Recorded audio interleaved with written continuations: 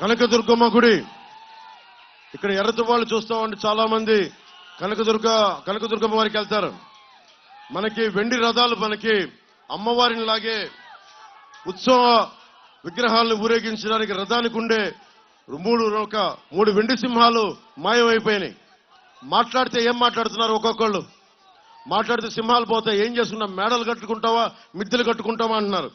Call money కేసులో police station చుట్టూ తిరిగిన వ్యక్తి ఈ వైసీపీ ప్రభుత్వం వాళ్ళని తీసుకొచ్చి మనకి చైర్మన్ పదవి ఇచ్చారు. వాళ్ళకి ఏదైనా మాట్లాడితే అమ్మవారి విగ్రహాలు పోతే కూర్చోబెట్టి ఏం మాట్లాడుతున్నాం? అమ్మవారి విగ్రహాలు ఏం చేయించుకుంటాం, మేడలు కట్టుకుంటాం, మిద్దెలు కట్టుకుంటాం అన్నారు.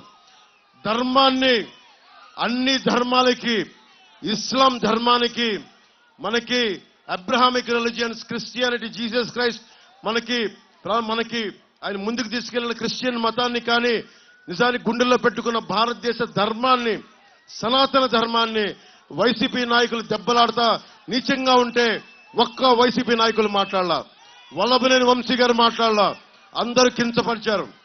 మీరు ఇష్టపడే దేవతల్ని, దుర్గమ్మ వారిని నానా మాటలకి వాళ్ళకి వెండి సింహాలు పోతే అగౌరవపరిచే వ్యక్తుల్ని మీరు ఎన్నుకుంటారా లేదా అనేది మీ మనస్సాక్షికి వదిలేస్తున్నాం.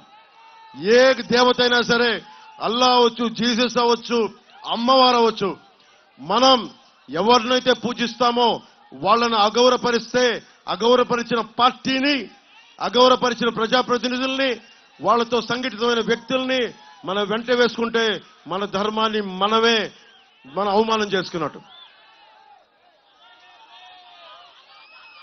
ఏ స్థాయికి దిగజారిపోయారంటే నకిలీ టికెట్లు, దేవస్థానం దర్శనం టికెట్లు నకిలీ కొట్టి మరి డబ్బులు చేసుకున్నారు.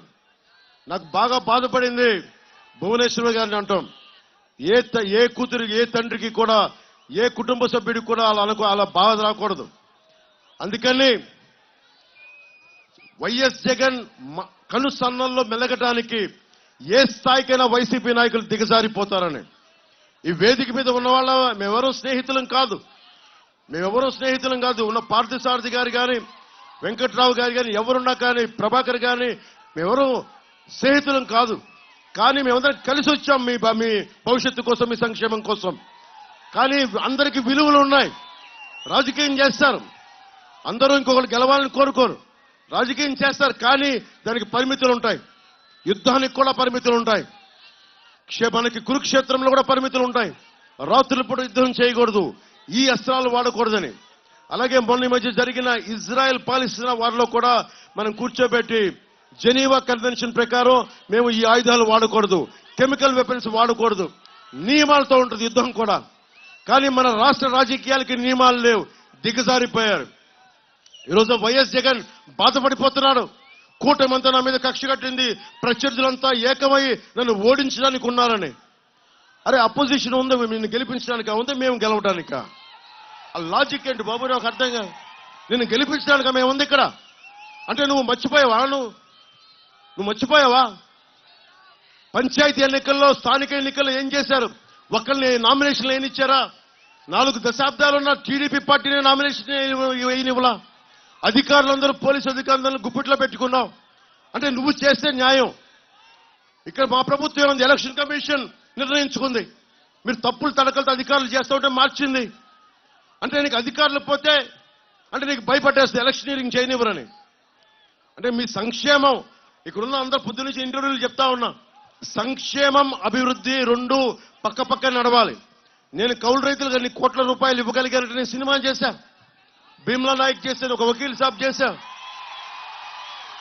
నేను ఒక్కరిని షూటింగ్ చేస్తే కనీసం 1000 మంది బతుకుతారు, రోజుకి 1000 మంది బతుకుతారు, జీతపత్యాలు తీసుకుంటారు, తిండి ఉంటుంది, కుటుంబాలను పోషిస్తాం. కానీ అలాంటి అభివృద్ధి ఉంటేనే కదా మనం ఏదైనా చేయాలి. డబ్బులు లేకుండా ఎక్కడి నుంచి సంక్షేమం పట్టుకొస్తాం? కూటమి ఒకటే అనుకుంటుంది, చంద్రబాబు గారు కానీ, నేను కానీ, మోదీ గారు కానీ ఒకటే అనుకుంటున్నాం.